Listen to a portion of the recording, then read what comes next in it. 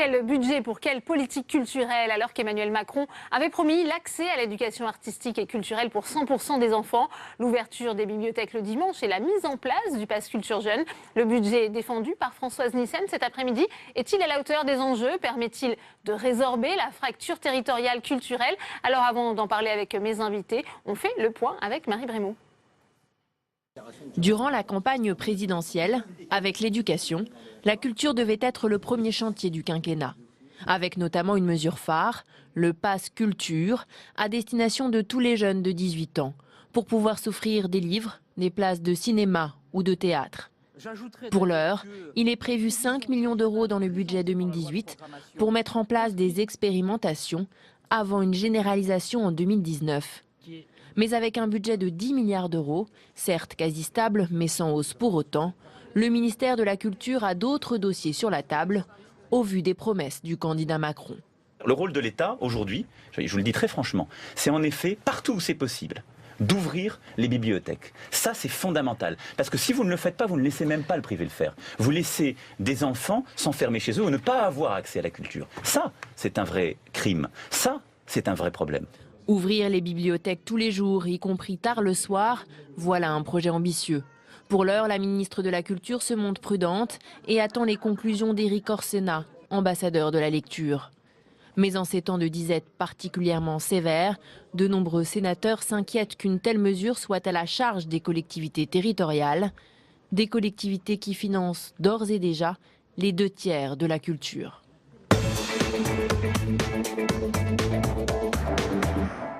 Et on ouvre le débat dans Sénat 360 avec mes invités sur ce plateau. Jean-Michel Ribes, bonjour. Merci d'être avec nous. Vous êtes le directeur du Théâtre du Rond-Point à Paris, auteur et metteur en scène de Sulky et Sulcu ont des conversations intelligentes. La pièce se joue jusqu'au 10 décembre. C'est une pièce qui interroge aussi sur la place de l'art et la culture aujourd'hui. On va en parler à l'occasion de ce débat. Avec nous également Julien Bargeton, bonjour. Bonjour. Sénateur La République En Marche de Paris. Vous êtes membre de la Commission des Finances. Vous êtes le rapporteur de la mission culture dans le cadre du PLF. Porte-parole par ailleurs du groupe En Marche au Sénat. Olivier Paccaud est également sur ce plateau. Bonjour, vous êtes sénateur Les Républicains de l'Oise, membre de la commission de la culture. Première question pour vous, Jean-Michel Ribes. Aujourd'hui, on voit Françoise Nyssen présenter son budget culture au Sénat, 10 milliards d'euros. C'est à peu près le montant dont disposait Audrey Azoulay. Quand on voit les objectifs d'Emmanuel Macron pendant la campagne, est-ce que c'est un bon budget selon vous? Moi, je ne suis pas comptable, je ne sais pas. Je sais que le ministère de la Culture est toujours un ministère extrêmement difficile. C'est un petit peu la même problématique pour chaque ministre, un petit peu de gravir l'Himalaya avec des espadrilles. Donc c'est vrai que c'est sans doute pas assez, mais Françoise Nyssen est courageuse. Elle est courageuse, je le sais, puisqu'elle médite depuis 25 ans, donc elle est courageuse. Maintenant, on parlera dans le détail. Ouais. Je crois qu'à mon avis, le ministère de la Culture doit avant tout, avant de parler d'argent, doit avoir une politique culturelle et faire des choix. Ça me semble, tant que ça ne sera pas fait, on sera toujours dans le pataugeage et le saupoudrage. Julien Bargeton, peut-être une réaction à ce que vous venez d'entendre? Moi, je partage ce que vient de dire Jean-Michel Ribes. L'essentiel, c'est d'avoir des objectifs de politique culturelle clairs. Il me semble que la principale priorité de nos jours devrait être l'accès des publics. Ça fait un moment qu'on en parle et déjà un certain nombre d'initiatives ont été prises par les collectivités locales ou par l'État. Mais je crois qu'aujourd'hui, c'est là-dessus qu'il faut mettre l'accent. Parce qu'un ministère s'est construit, a bâti une aide à la création, à la diffusion. Nous avons beaucoup d'équipements qui irriguent le territoire. Nous avons des artistes de qualité qui sont soutenus. Mais nous constatons que les inégalités face à la culture s'accroissent.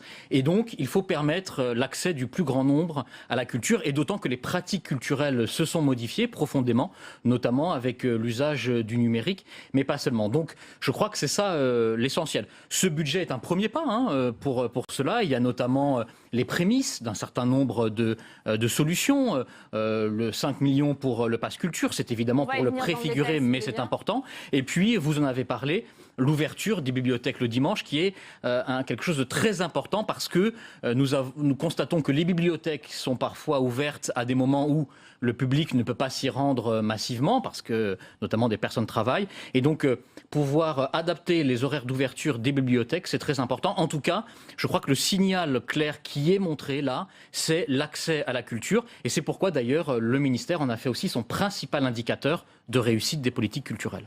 Olivier Paccaud, aujourd'hui 50% des Français sont exclus de la culture. Est-ce que vous pensez que ce budget et la politique culturelle que souhaite mettre en œuvre Emmanuel Macron va permettre justement de toucher ces 50% qui restent insensibles aujourd'hui à la création artistique?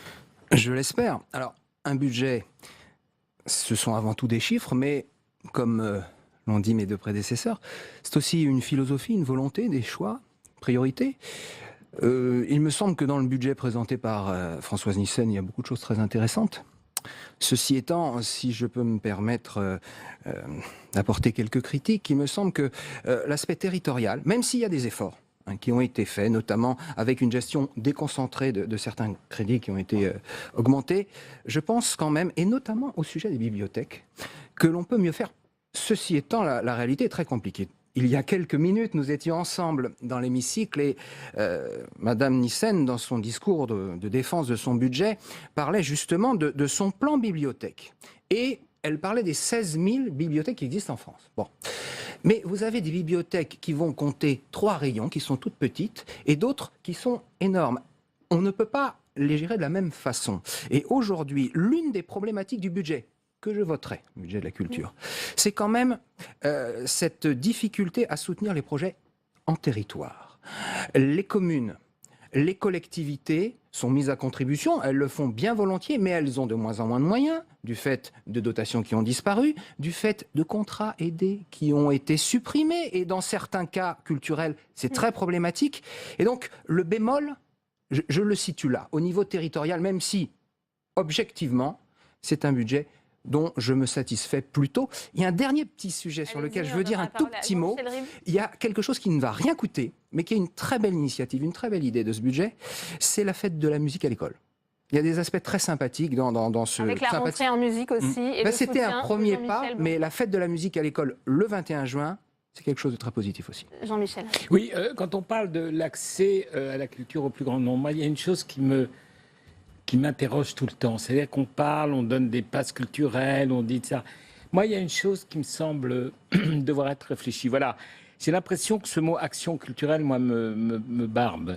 Il y a un côté devoir de la culture. Il faut faire un devoir de la culture. Or, ils ne peuvent pas faire de devoir de la culture. Il faut faire un plaisir de la culture. Il faut faire un désir de la culture. Et s'il y avait un petit peu plus de désir et de ce rapport à la culture et au plaisir, le mot culture est épouvantable. C'est un mot qui est usé, mâché, on ne sait plus ce que ça veut dire. On l'emploie partout. Il faudrait peut-être remettre un peu d'audace joyeuse dedans. Par exemple, on pourrait aller plus vers l'art, vers la fête, etc. Et je crois qu'on oublie que la culture, entre guillemets, c'est quand même une issue de secours à la morosité. C'est quand même quelque chose qui nous permet de respirer. C'est quand même quelque chose qui casse cette société définitive. Ça nous permet de nous éloigner des gens qui savent. Et ça nous permet surtout d'arrêter cet esprit de sérieux qui nous étouffe. Il faut dire ça aux gens. Et les gens viendront. C'est ça qui attire les gens à la culture. L'accès à la culture, c'est le désir. Faut que tout ça soit désirant. C'est ça aussi qui doit avoir lieu. C'est juste que nous devons susciter ce vrai désir. qu'il y a eu des critiques. Oui, mais pour le susciter, susciter... la chance d'aller beaucoup au théâtre, d'en profiter, etc. On se rend compte de ce que ça change dans sa vie. Et c'est toujours malheureux de se dire que tout le monde n'a pas la possibilité d'avoir cette étincelle. Je sais très bien que tout le monde ne deviendra pas un passionné de théâtre ou d'opéra, mais en revanche, il faut que chacun ait eu dans sa vie, à un moment, cette rencontre, parce que franchir la première fois les portes d'un théâtre, si ça se passe bien, c'est absolument décisif. Et vous le savez, d'ailleurs, vous faites des choses formidables en plus au rond-point. Je m'y rends régulièrement. Donc, ce que je veux dire, c'est qu'il faut qu'on puisse se dire que tout le monde ait eu cette chance-là, ce plaisir. Je vais vous dire une chose. Je ne me mets pas ni comme donneur de leçons, ni comme exemple, surtout pas. Mais quand on a décidé de faire venir, par exemple, un rappeur qui a écrit une pièce qui s'appelle Kerry James, qui est une sorte de Michael Jackson de la banlieue, on l'a mis dans un lieu qui s'appelle le Théâtre de Rond-Point, qui est le central sur les Champs-Élysées. Eh bien, dans la salle, 60% des gens qui étaient là n'avaient jamais été au théâtre. Voilà. Oui, c'est bien, seulement il suffit de le décider. C'est pas une histoire d'argent, c'est pas une histoire de truc. Il faut simplement que les programmations sortent d'une programmation de 1950 où on met un auteur avec l'amant dans le placard et Brigitte Bardot qui joue. Je veux dire, parce que le public est très, très, très curieux, est en appétence de curiosité. Il faut simplement lui dire que ça existe. C'est à nous, c'est aussi aux créateurs de le faire. C'est pas pour autant qu'il y a un abandon, à mon avis, très important du soutien de la création en France. Je voudrais ajouter deux choses Olivier pour Paccaud, répondre à M. Paccaud, et je le remercie de ce qu'il a dit. Pardonnez-moi, juste deux choses. C'est vrai qu'il y a quand même une dimension aussi décentralisée dans ce budget. Il y a le premier pas des 8 millions d'euros qui ont été votés au Sénat pour les bibliothèques dans les collectivités. Et puis, il y a ce fonds de 15 millions d'euros pour le patrimoine des collectivités les moins bien dotées. Donc, il y a quand même 15 une millions dimension de d'euros. décentralisation. Excusez-moi, 15 millions d'euros Olivier en Paccaud. autorisations d'engagement, mais sans crédit de paiement. Oui, mais c'est la création de ce fonds. Bon, enfin, c'est un peu factice quand même. Ceci étant, au sujet du pass culture, parce qu'il faut en parler, ça peut être un outil formidable. Oui. Ça peut être un outil formidable, mais c'est vrai que sur tous les bancs politiques, il y a quelques interrogations, parce qu'il y a eu des précédents en Italie, par exemple, qui n'ont peut-être pas donné la réussite qu'on En France, voulait. la région Rhône-Alpes met un pass culture. Alors, oui, En avant. depuis une vingtaine d'années déjà, les Pays de la Loire avaient lancé un pass culture. Il y a des communes, des fois, Oui. moyennes ou petites, qui font des efforts à ce niveau-là.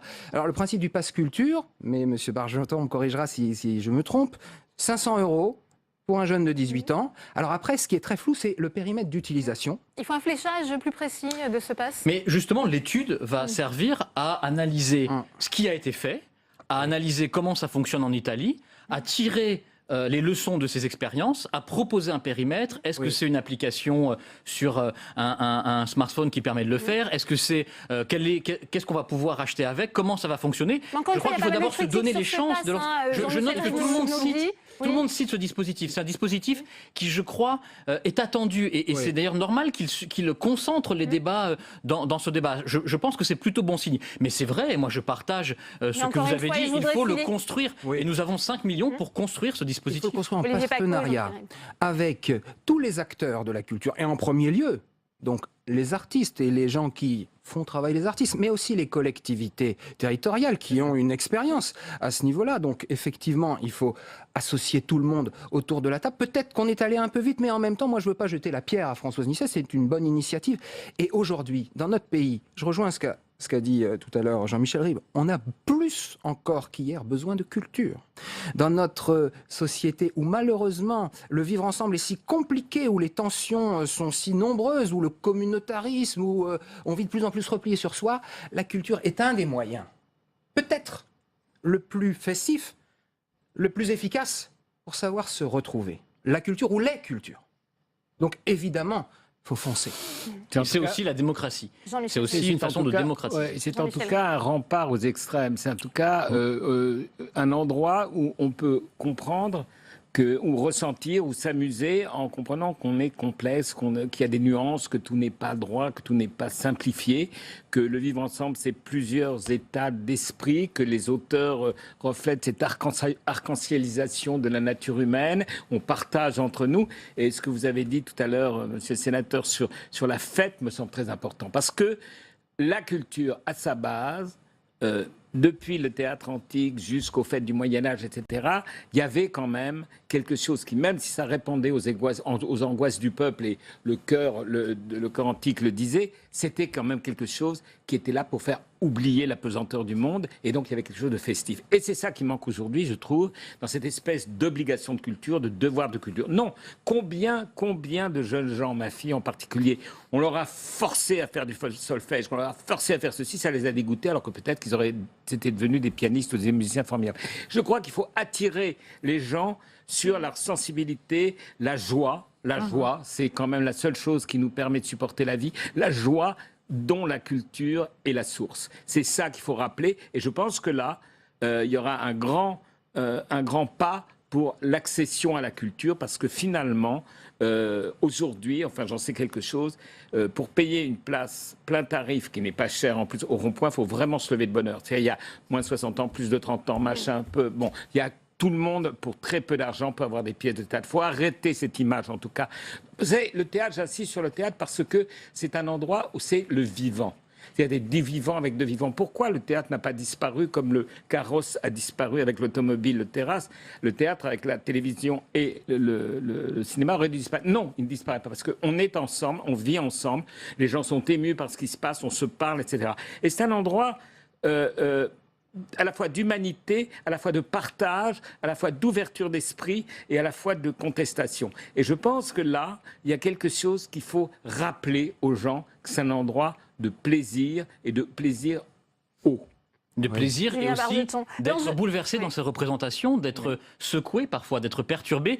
Et ce que vous dites est très juste, c'est aussi l'évolution des pratiques. On voit bien par exemple que les conservatoires de musique qui avaient une forme de pratique un peu traditionnelle, eh bien, se sont ouverts davantage sur la ville, sur la façon de travailler en lien avec l'éducation nationale. Vous l'avez dit, je crois que c'est ça qu'il faut faire. Il faut démultiplier. Au fond, on a besoin de toute une gamme, de jouer sur toutes les touches de la vie artistique. Oui. Et pour que on puisse aussi lutter contre les inégalités à la racine. Je sais que moi j'y tiens beaucoup. Je pense que l'une des sources quand même profondes des inégalités dynamiques qui se reproduisent, c'est quand même le fait d'avoir ou non la chance de pouvoir profiter, d'accéder au théâtre, aux arts, au savoir et donc à la culture. Et c'est quand même, je crois, Julien Bargeton, pour résorber la fracture qu'il y a quand même entre Paris et la province aussi, que c'est aussi un enjeu, que ça se joue pas. Je suis mieux Paris, placé pour en parler parce que mon collègue Julien Bargeton est élu de Paris.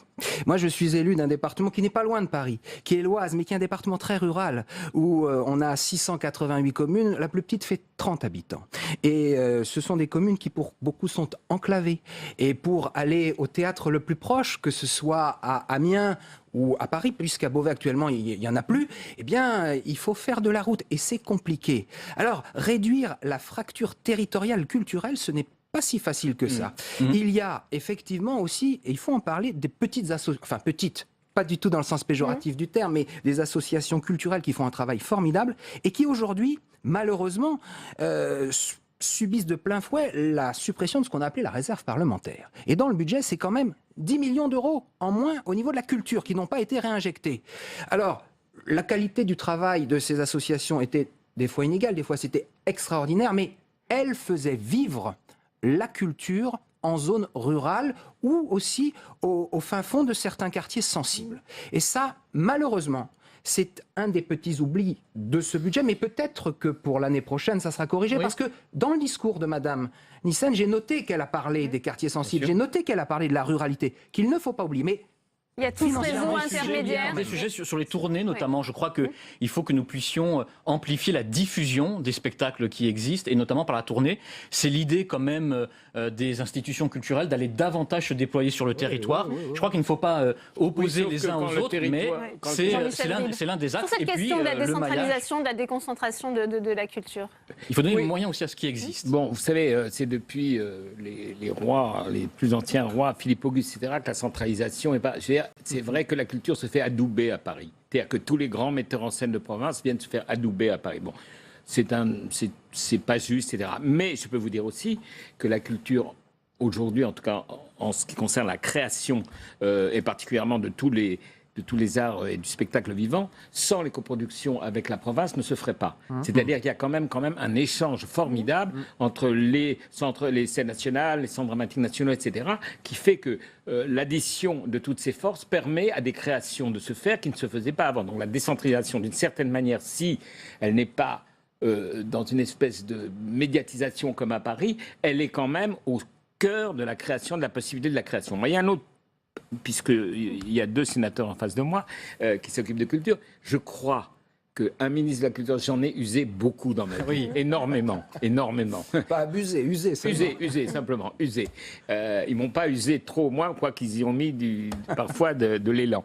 Mais je veux dire, je crois que tant qu'il n'y aura pas une décision d'un axe d'une politique culturelle claire, qui sera obligée de faire des choix parfois douloureux, entre l'endroit où on met de l'argent et l'endroit où on met pas de l'argent. Je ne veux rien dire et je ne veux dénoncer personne, mais il y a quand même des endroits où, culturellement, je ne suis pas sûr que ça répond exactement à l'idéal qu'on s'en fait, qui sont... Bon, je veux dire, non, mais si, mais c'est important. C'est très subjectif aussi, votre opinion. Non, elle n'est pas subjective parce que je veux bien me sortir de ce choix. Vous voyez, donc je suis très simple et depuis, d'une certaine manière, j'en sors. Tous les goûts sont dans la nature. Oui, mais pas les mauvais. Voilà. Oui, c'est Non, non, mais les joliment mauvais, dit. non, mais attendez, il y a une... J'imagine le pauvre artiste que vous allez qualifier de mauvais auteur. Je ne parle pas de pauvres artistes. Je parle des institutions. Des institutions. Et je veux dire, je suis désolé, il y a une... C'est-à-dire, vous demandez un rééquilibrage, c'est ça? Non, je pense que ce saupoudrage partout, etc., me semble très néfaste. Et je veux dire, on sait très bien, il y a quand même des endroits dont on sait très bien qu'il y a un désert culturel et qui n'est pas réensemencé par les institutions qui sont là. Bon, on peut, par une espèce de politique de tout le monde, continuer à le dire.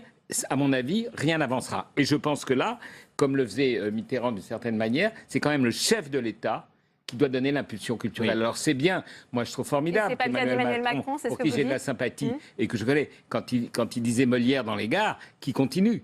Mais je veux dire qu'il faut absolument, il y a un acte courageux et qu'on aille vers l'émergence. Vous voyez, je veux dire, c'est pas le pauvre petit. Moi, on a fait 500 auteurs qui n'étaient pas connus dans le théâtre qui ont émergé. Est-ce qu'il y aura une parole forte du chef de l'État? Il faut déployer, il faut aider aussi les institutions existantes à se déployer et en donnant des critères d'attribution, notamment pour, plutôt que de multiplier les équipements, il faut regarder le maillage là où il en manque, etc. Mais ne soyons pas dans encore le développement de ce qu'on appelle l'offre culturelle. En revanche, il faut aider des institutions qui existent à faire davantage pour se tourner sur les publics, le scolaire, etc. Et je crois que c'est cette étape-là à laquelle nous sommes arrivés. On est très contents. On le dit parfois un peu rapidement. Il y a eu Malraux qui était le ministre des Œuvres, Jack Lang le ministre des Artistes, et puis ensuite des ministres qui ont essayé de lancer le temps des publics. On voit bien que ce n'est pas facile parce que c'est un nœud des inégalités, mais est vraiment venu le temps des publics en matière culturelle. Il faut faire confiance aux collectivités locales et territoriales qui connaissent parfaitement les acteurs locaux, qui connaissent parfaitement les troupes de théâtre, les artistes locaux.